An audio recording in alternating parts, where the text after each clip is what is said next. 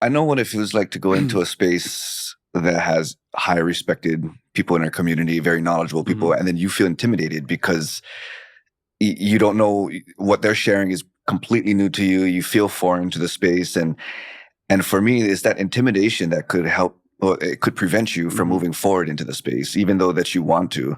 And I know what that feels like. I mean, Olelo has been something I struggle with. I took up to all the way Makahiki Eha in high school, started back in the bottom in college, went up to Ekolu.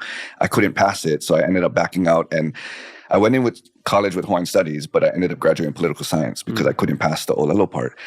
I mean, I'm still learning how to speak English, so trying to learn how to learn a whole other language is like, I'll get to that when I can.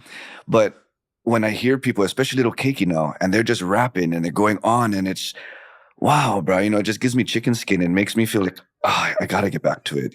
And just recently too, the vet that we take our dogs to speaks Olelo, and she was telling how she just raises her children, that Olelo is their first language. They do doctor appointments, vet appointments, all in Olelo, if you choose to, and you can.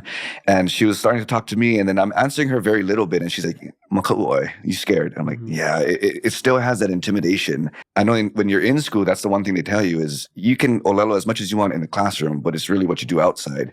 So I always tried, and then, it's being corrected, or, just ashamed that you're not saying it right. You don't know how to. Yeah. So that whole part makes it, even to this day, it's like, but then at the same time, I'm not going to allow that one part, just because I'm not knowledgeable in one space out of everything that means to be Hawaiian. It doesn't make me any less of a Hawaiian. And I feel like we all have our kuleana, we all have our gifts and everything. And we have all things that we can strive to be better at. And that's something that I can just strive to be better at. Yeah, I agree. I feel like I came to accept who I am and like the things that I like.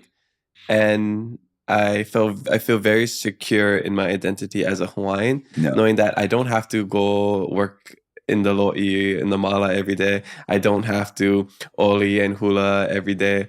I could still be a Hawaiian and do the things that I'm doing and still represent Hawaii and Hawaiians with the things that I'm doing. I've spoken to a couple kupuna, and one thing they actually brought this up is, in today's world, I guess because it's so visual, hula is kind of like when you're talking about being Hawaiian, or you're a hula dancer, or, it's just other things, but not necessarily giving the attention to surfing. And I think that was the one thing he was talking about. Surfing is just as Hawaiian as a hula dancer. So in that sense, it's not the most appropriate to only highlight hula dancers. I think that was kind of his point too, is why are we only shooting hula dancers? And as a hula dancer, I'm like, no, I agree with you, because there are so many other arts that are in our culture that we don't necessarily always highlight, because it's not the most visual, it's not the loudest, it's not the fluffiest, but we should be giving just as much attention to the other arts as much as we do to hula. Oh, that's a really good point. Yeah. And I feel like, what, that's 100%. And so if you're in the water surfing, shred. You're just as Hawaiian as somebody doing the uehe ami and stuff. You're dancing on the waves. Yeah, exactly. Especially if you longboard and you walk. Yeah.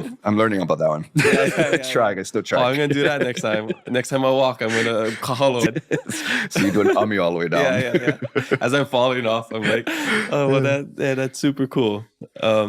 So yes, seems like we almost have parallel lives. You're a little bit more into like the cultural practices, and I have the language. Yeah. So basically, if we combine, we'll be the perfect Kamaka. This is going to be an awesome... And then bring the other Kamaka in, and we're just going to be like the Marvel superheroes. And then he has the high falsetto. Perfect. The Marvels. Yeah, exactly. Yeah. You ever watch Dragon Ball Z growing up? Never did. The closest thing I got is Kamehameha, which I guess that's what he yelled. I wonder, how did you guys get that? Well, I only bring that up because they have this fusion where they're like, fusion, huh? And they can fuse with somebody and they make a new person. So maybe we'll figure that out one day. I'm down. That's cool. Okay.